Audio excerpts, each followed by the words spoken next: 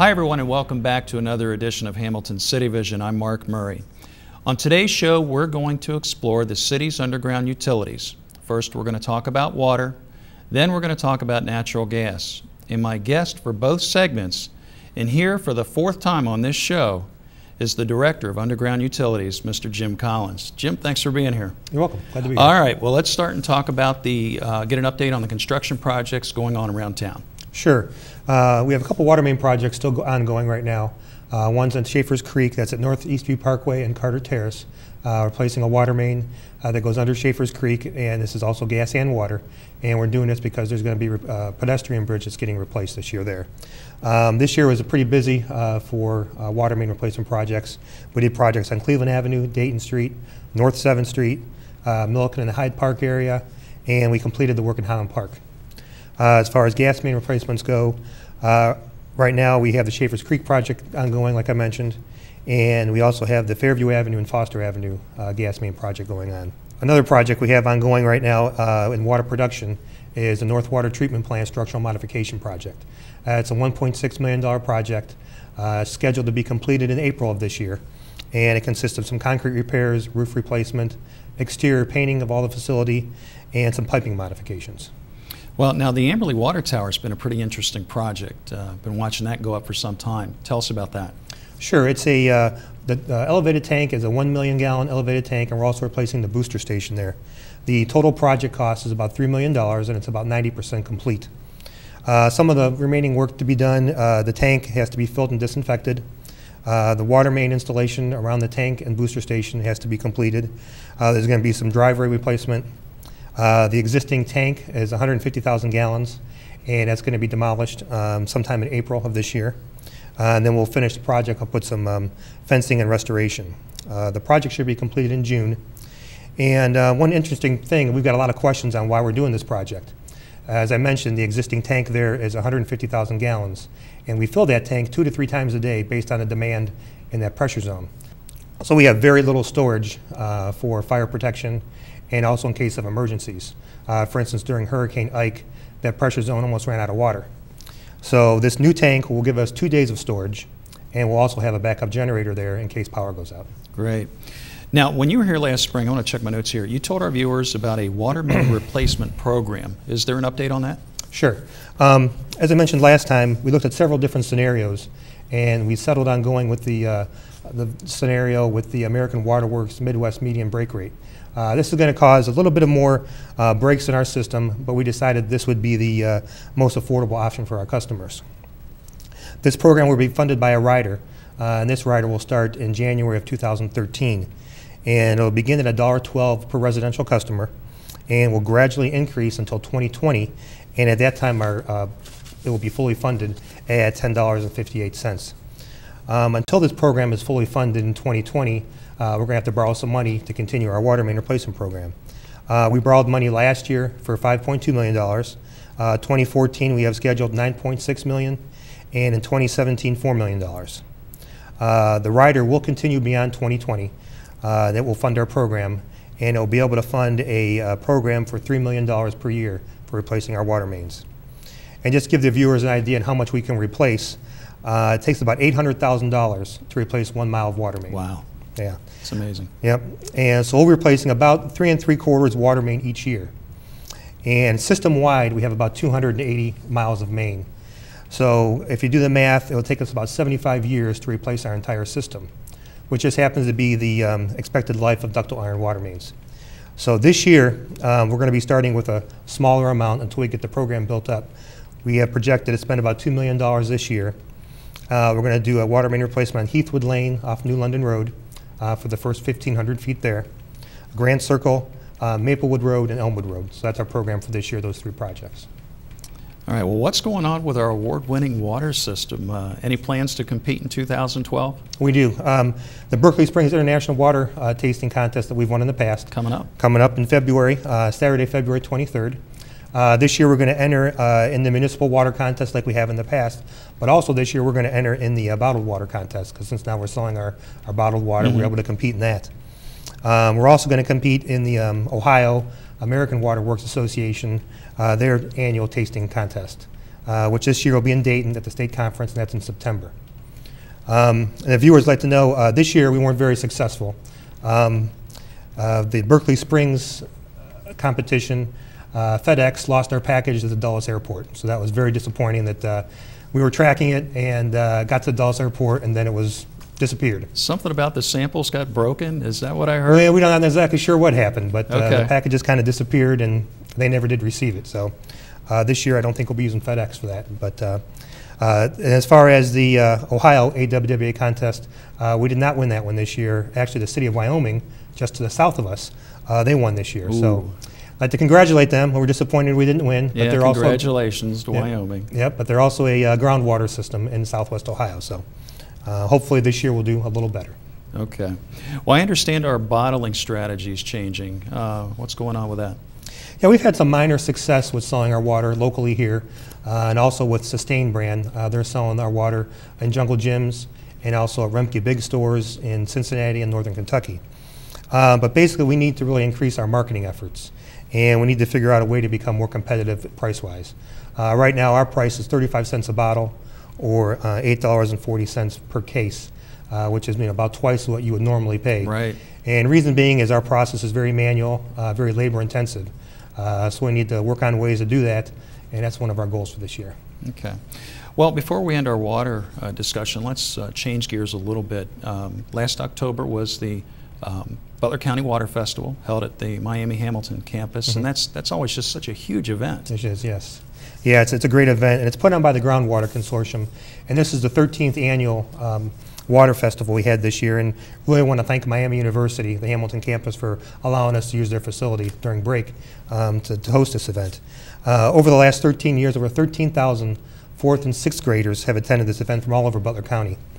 We had about 180 adult volunteers to help with the program. I was there. You were there? Yep. Yes. And setting up the event, taking kids on tours of the facility, and also to different classrooms. So definitely appreciate everybody's help with that effort. This year, one of the highlights was they actually drilled a well into our aquifer on this campus there. And next year they're going to begin testing it.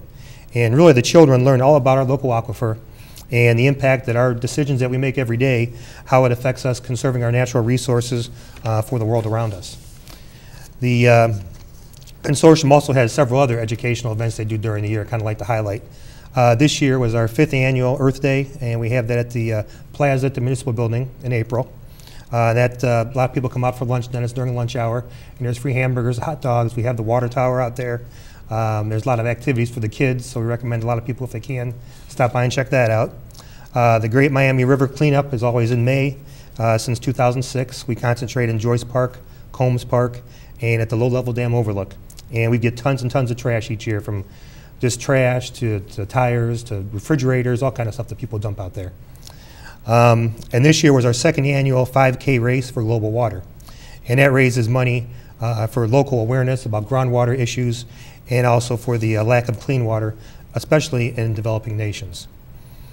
And finally, this year, the Groundwater Consortium received the Groundwater Guardian Award for the 14th consecutive year, so they're pretty proud of that. And that's given the communities to take proactive steps to protect drinking water supplies through education and raising awareness about our natural resources. All right. Well, I think now's a good time to transition to our natural gas discussion, but first, I want to show you a video of Jim's recent U.S. Senate subcommittee testimony. Check it out. Chairman Bingaman, Ranking Member Murkowski, and members of the committee, I appreciate this opportunity to testify before you today and thank the committee for calling this important hearing on market developments in United States natural gas and the approval process and potential for liquefied natural gas exports. My name is Jim Collins, and I am the Director of Underground Utilities for the City of Hamilton, Ohio. Since 1890, the City of Hamilton has provided customer-owned utility service to its residents.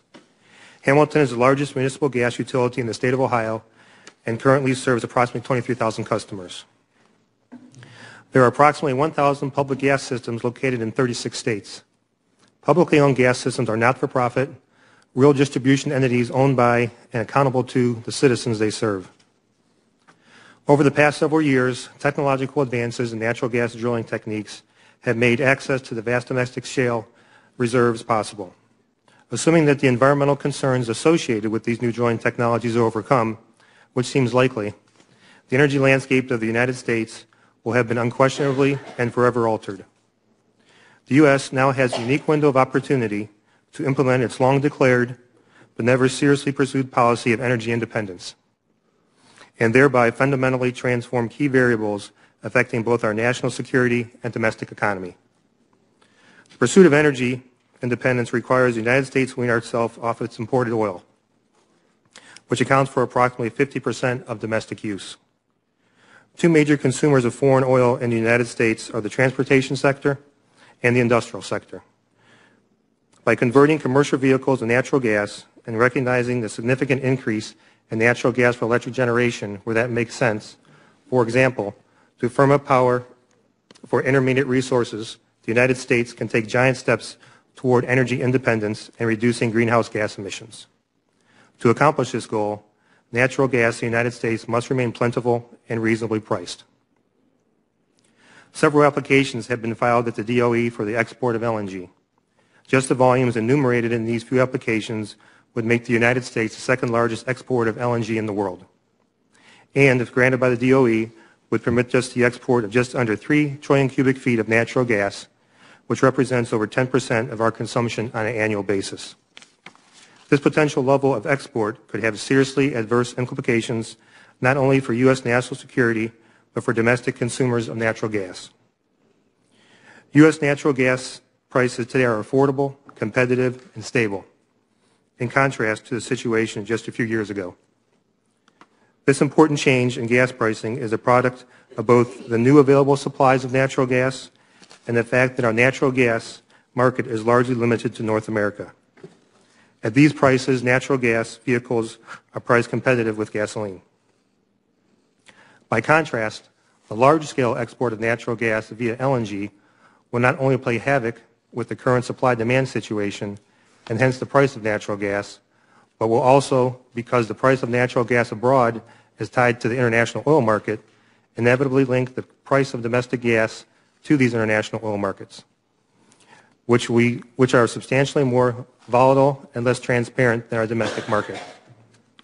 In addition, since commodities such as natural gas are sold where the price is the highest, irrespective of national boundaries, and since many foreign nations have substantially higher price than for natural gas, U.S. natural gas would likely flow abroad in times of shortage, further increasing prices for domestic consumers and further undermining efforts to maintain domestic gas prices at competitive levels. APGA is not against free trade, but when important policies collide, nations must make choices. U.S. policymakers must carefully consider and prioritize the use of domestic resources according to the national interest over both the long and short terms. APGA submits that the decision to export LNG should be thoroughly vetted in the context of a national energy policy. And the wise choice of our elected officials at this time in our history is to limit the export of natural gas so they may realistically pursue the goal of greater energy independence.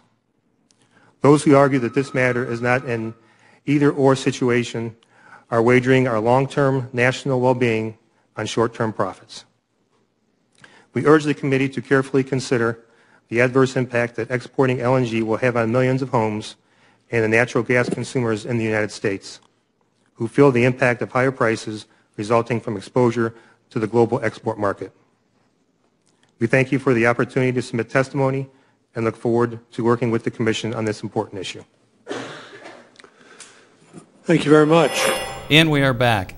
Jim, was that a little nerve-wracking to do that? It sure was. Reading the statement, of course, wasn't too bad, but after the statement, the senators had an opportunity to question everybody on the panel for 5 minutes. So you get some questions you're not prepared for, and that was a little nervous. Well, and I want to make sure I read this right.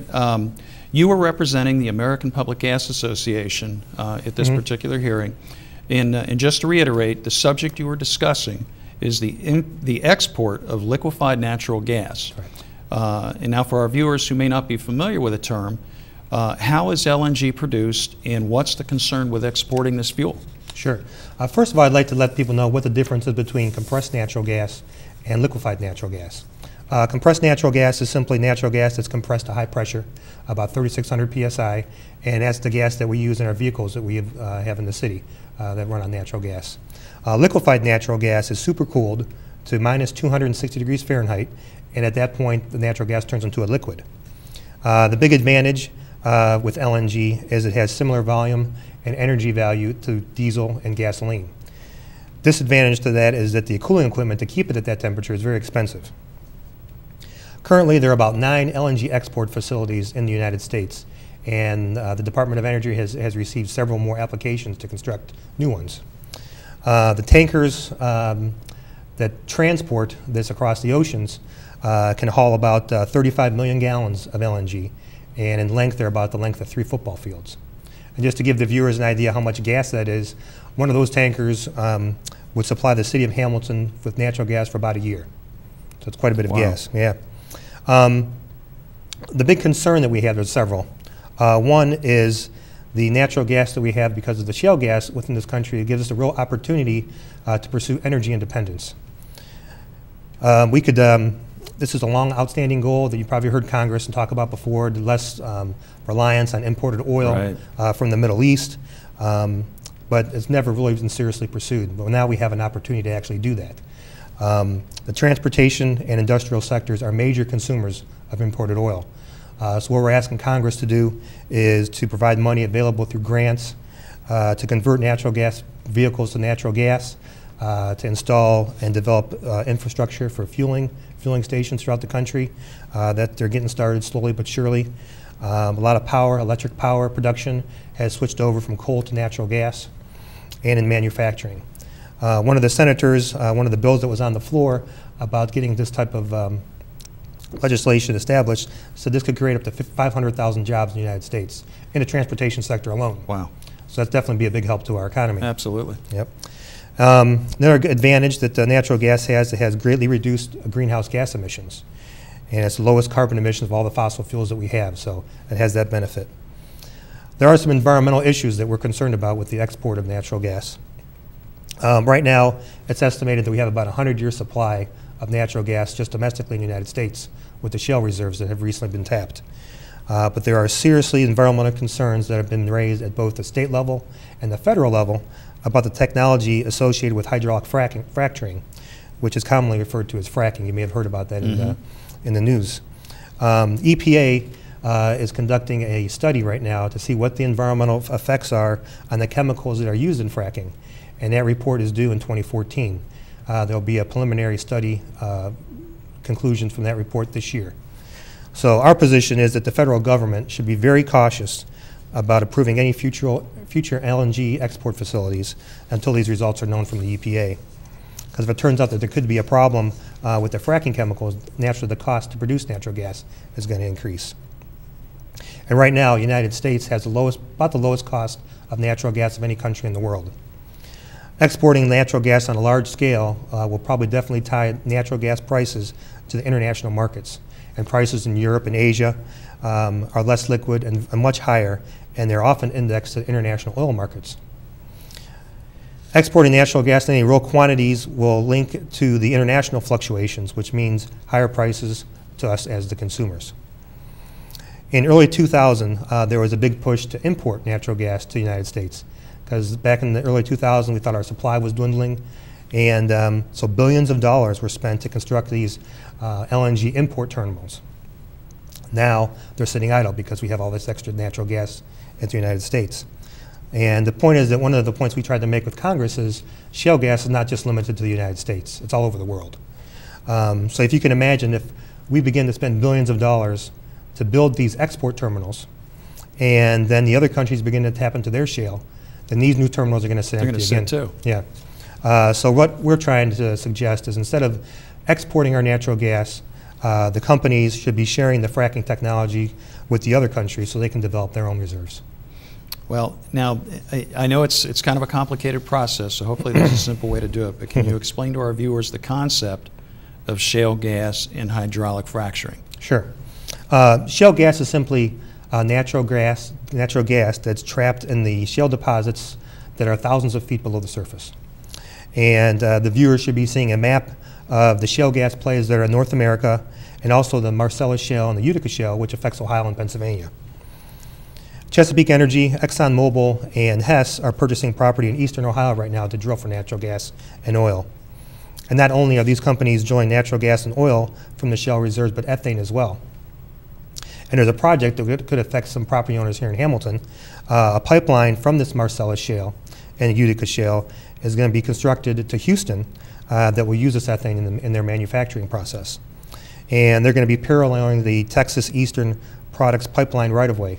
And folks who are familiar with that, you can see that if you're at the top of the Eaton Road Hill looking down towards Meyer and Main Street, that big opening there, that's the right-of-way through there. And that's where this pipeline is going to be going. So, one of the concerns that I mentioned earlier about the environmental concerns, millions of gallons of fracking fluid is injected into these wells, and this fluid consists of water, sand, and chemicals.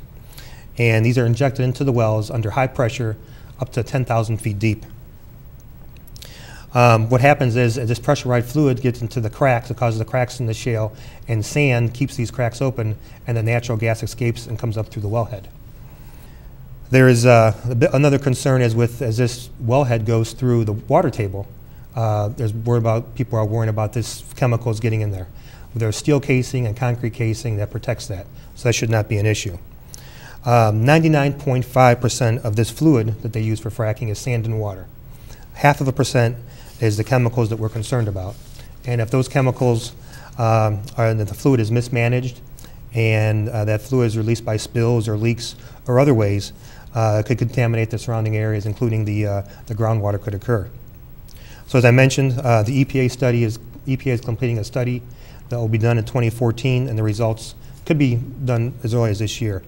So APGA is concerned about exporting LNG prior to completing the study and the ramifications it could have on natural gas prices. All right, well, let's keep moving with the natural gas station. I know at the City Garage last year we installed a slow fill natural gas station, and we even purchased a couple of natural gas vehicles. Are there plans to expand that fleet? There are. This year and next year, the Ohio EPA has a diesel emission reduction grant program, and that will be funding up to $10 million of funds will be available in 2012 and 2013. We plan to submit to get 4 new vehicles. One will be a street sweeper, a dump truck, and 2 crew trucks. So we'll have a total, if we do get these vehicles through the grant, a total of 8 natural gas vehicles for the city. And this grant will pay for 80% of the conversion cost to natural gas. We're also looking to convert our existing slow fill station to a fast fill station that we have at the City Garage. And that will enable us to fill our vehicles in a matter of minutes, just like you would at a regular gas station. And right now, for a small vehicle, it takes 4 to 6 hours to fill a car. For trucks, it could take overnight. So it definitely would speed up the process. And we're also investigating purchasing property next to our City Garage to build a large natural gas filling station, and we hope to have that open by the end of 2013. Okay. Now, what's the residential service line maintenance rider, and how does that concern Hamilton homeowners watching this show? Well, beginning this month, residential customers will notice a $1.95 charge for this rider. How this all came about was the Public Utilities Commission of Ohio investigated a series of natural gas leaks and explosions that occurred in 2005. They completed a report in November 2006 that outlined many of these types of risers. And what a riser is it connects your natural gas service underground to the meter, which is outside. So it's the vertical portion of the service line. Okay. And there's a certain type of these risers that are prone to leak. And so what the Public Utilities Commission required all natural gas companies to do in Ohio is do an inventory of how many of these risers you have in the city, in your system. The city of Hamilton, we have about 2,300 of them. So we did inventory them, and historically, homeowners were responsible for repair or replacement of not only the service, but this riser as well. In 2008, the Public Utilities Commission directed the large investor-owned utilities such as Duke Energy and Vectren to assume responsibilities for these risers and also for the services. For public safety and for customer service purposes, the City of Hamilton had decided to develop the same similar program, and we want to assume these responsibilities for our residential natural gas customers. Duke and Vectren have instituted riders, or they have actually increased their base rate to cover these costs.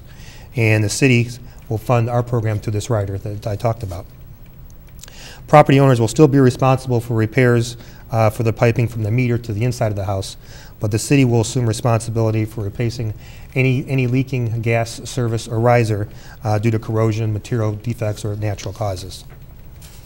Property owners will also still be responsible for their gas service repairs due to neglect or negligence, or if hiring a contractor and they damage it by neglect. And the biggest thing that a homeowner can do or a contractor can do is call the Ohio Utility Protection Service, or what's commonly referred to as OOPS. Yep. 48 hours prior to digging, all you have to do is call 811, and this is a free service. And we have a company that comes out and will mark the lines in there so you can be assured that you will not damage your lines. It goes for gas, water, and electric, and telephone as well. Okay, good to know. The city plans to replace all these prone to failure risers within the next 5 years. At that time, the rider will be adjusted, probably lowered, to cover just the cost for the gas replacement for the services. There's also a frequently asked questions sheet that's on our website that folks can download, or it's also available by calling the City Garage at 785-7550, or if they want to call the Underground Utilities Department at 785-7206. Okay. Now, you mentioned in our pre-show discussion something about a gas feeder mainline inspection program. Mm-hmm. I understand they actually call this smart pigging. They do. Actually, smart pigging. I still can't believe that. What's that all about? We have a high-pressure distribution main that runs north-south through the city that carries our natural gas from our 2 connections to the interstate pipelines that we have. And what a smart pig is simply just what a pig is. It's a big foam bullet, if you will. And we use that when we construct a water main or gas main. We run that through the pipe, and that cleans debris out of the pipe. Say if there's dirt, mud, 2x4s, dead animals that get in there during construction, that cleans that pipe out. That's what that pig does. And basically what a smart pig is, similar sort of apparatus that has a computer attached to it. And what it can do is it travels through the line. It can pick up defects and welds, areas where the wall thickness is thinned. It can let us know where we have to make repairs to the main. So we're going to be starting this project this year. We have our feeder main, which is about 7 miles long. It was constructed in the mid-'60s, and we want to determine what the structural integrity of that pipe is. There have been several. San Bruno is one in California. You may have heard about that. There was an explosion there, and their high-pressure gas line there. So we want to make sure that our system is safe for our citizens. There are going to be some modifications that are required before we insert the smart pig. We're going to have to construct some launching and receiving ports. There are 90-degree bends and valves that have to be replaced. And these modifications are going to begin this summer and hopefully be completed by the end of 2013. And then in 2014, we'll go ahead and do the mainline inline inspection program. And now, are there other marketing opportunities coming up to sell our natural gas? There are. We're going to be taking a look at installing other natural gas mains throughout the city where gas service is currently not available. We have also eliminated the equity connection fee, and what that is, when the areas in the city where the city had gone ahead in the past and installed gas mains, we would charge customers who wanted to tie into a fee, and that was $10 per front footage. Typically, if you have a 80-foot frontage, it would amount to about $800. And it was a real deterrent to a lot of customers to connect to our system. So hopefully, since that has been waived and we're going to be extending our gas mains, we'll be able to pick up some more additional customers. So if anyone is interested in connecting to our natural gas system, have them call our office. Okay. Well, I always give everybody the opportunity. Do you have any follow thoughts before we close the show? I do have a couple. I want to make viewers aware that about the loss of Mohawk and Smart Paper. I'm sure everyone has heard about that. That eliminates about $9.5 million of utility revenues each year, which is about 8% of our total revenues for the year in utilities, all the utilities, all 4, gas, water, electric, and sanitary. We've already started initiatives to reduce the impact of this loss, and we're going to be reviewing some of our contracts, plant operations, and looking at regulatory compliance strategies. Also, to let people know that our natural gas prices continue to fall, basically because of the shale gas reserves that we have now in the United States. And Hamilton customers continue to enjoy the lowest gas prices in Ohio. And also, some of the viewers may have caught on Channel 12 last night or the night before, there was a story from Duke Energy. They have discovered they have about 18,000 gas meters that are leaking throughout their system, and they're going to be going ahead and replacing those gas meters. We have contacted Duke. We're investigating to see if we have any similar type of meters in our system. We don't think that we do, but we're going to take a look to make sure that's not going to be a problem for our customers. And again, if anybody has any questions or concerns with utilities, please do not hesitate to contact my office. And again, that number is 785-7206. All right. Well, Jim, thanks for coming in today. It was an interesting discussion. Thank you. Remember, if you have a question you'd like to ask or a suggestion for a topic for this show, write me or email me at one of the addresses you see on the screen. And finally, as we wrap up this edition of CityVision, we want to thank you at home for watching TV Hamilton, hometown television with a personal touch. And finally, from all of us at CityVision, I'm Mark Murray. Thanks for watching.